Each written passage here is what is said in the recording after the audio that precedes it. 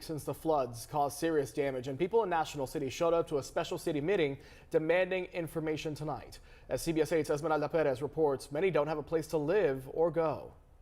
People affected by last week's storm showed up to tonight's special National City Council meeting and gave council members an earful. The city council took action, but for some people, that's not enough. We don't know what's going to happen to us. No one is trying to help us or anything. National City residents affected by the storm showed up hopeful to tonight's special meeting, waiting to hear of some relief.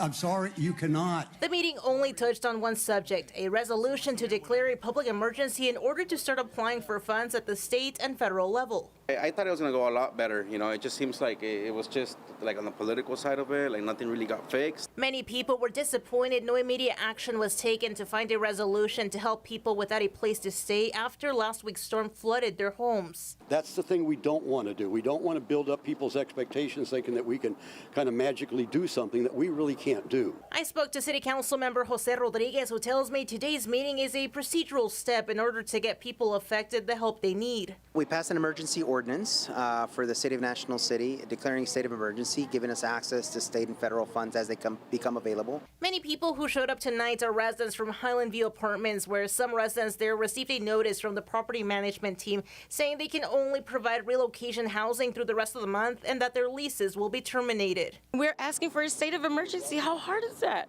That's it. That's all we're asking for. How hard is it for National City to do this for their own people? National City Mayor Ron Morrison tells me city staff met with that apartment complex today to see where the situation stands. We're trying to work out as much of this stuff as possible.